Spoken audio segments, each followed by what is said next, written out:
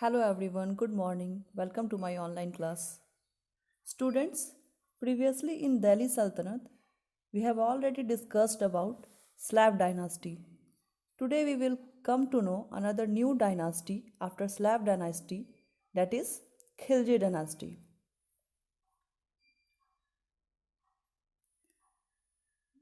Jalaluddin ascended the throne when he was very old. His nephew Alauddin Khilji murdered him in 1296 CE and became the next sultan.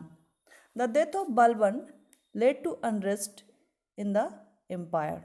Balban's grandson Kakubad ascended the throne, but he was murdered by Jalaluddin Khilji, who became the ruler and established the Khilji dynasty. Balban की मृत्यु के बाद बलबन का grandson Kaiqubad वो सुल्तान बनता है और जलालुद्दीन खिलजी के द्वारा वो मार दिया जाता है। इसके बाद जलालुद्दीन खिलजी वो खिलजी डायनास्टी स्टैब्लिश करते हैं, लेकिन चूंकि वो काफ़ी ओल्ड होते हैं, उनके भतीजे अलाउद्दीन खिलजी वो उनकी हत्या कर देते हैं और नेक्स्ट सुल्तान अलाउद्दीन खिलजी बन जाते हैं। So we will read about Alauddin Khilji.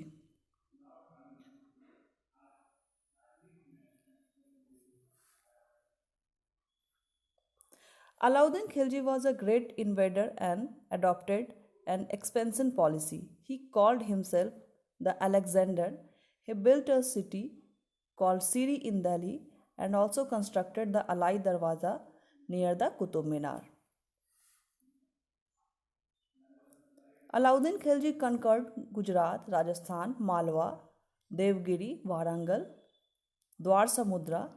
He controlled the Mongol invasion by strengthening the forts. He took measures to prevent rebellions and stopped the intermixing of nobles. Alauddin Khilji dynasty का बहुत ही प्रोमिनेंट रूलर माना जाता है। वो बहुत ब्रेव था। उसने अपने आप को अलेक्जेंडर द ग्रेट कहा। उसने एक शहर बनवाई दिल्ली में जिसका नाम था सिरी। इसके अलावा कुतुब मीनार के पास उसने अलाई दरवाज़ा भी बनवाया। उसने कई सारे न्यू रिफॉर्म्स भी लाए थे, like revenue was collected on the basis of measurement of the land. Special officers were appointed to collect the revenue.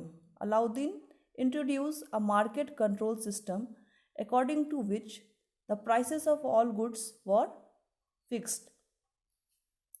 उसने कई सारे रिफॉर्म्स किए जिसमें सबसे इम्पॉर्टेंट है रेवेन्यू का कलेक्शन अब लैंड के मेजरमेंट के बेसिस पे होता था। उसने इसके लिए कुछ स्पेशल ऑफिसर भी अपॉइंट कर रखे थे जो कि लैंड रेवेन्यू को कलेक्ट करते थे। अलाउद्दीन ने मार्केट कंट्रोल सिस्टम इंट्रोड्यूस कराया। तो इसमें मार्केट कंट्रोल सिस्टम में होता क्या था, उसने क्या किया, 20 सालों तक कहा जाता है, लगभग 20 सालों तक मार्केट में किसी भी वस्तु की जो कीमत है वो बढ़ती नहीं थी।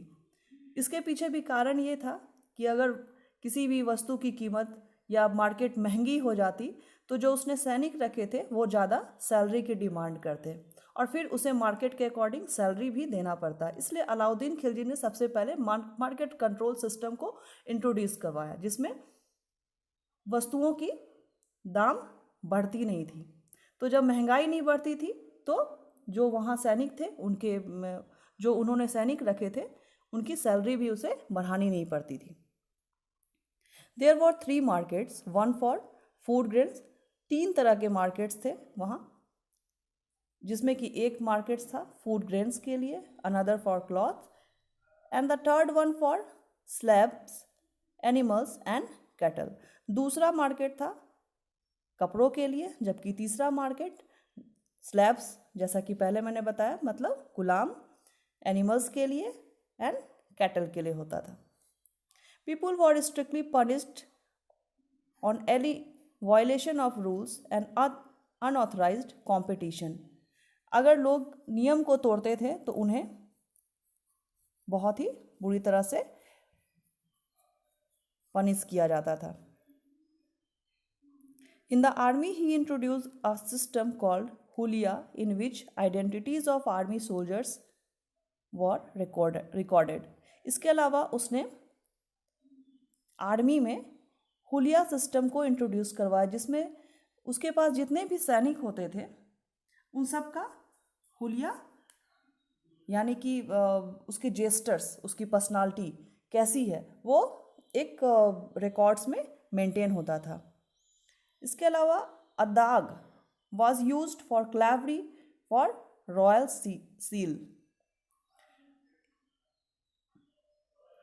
घोड़ों को दागने की प्रथा उसने शुरू की, जिससे पता चलता था कि कौन सा घोड़ा कितनी बार किसी युद्ध में इस्तेमाल हो चुका है.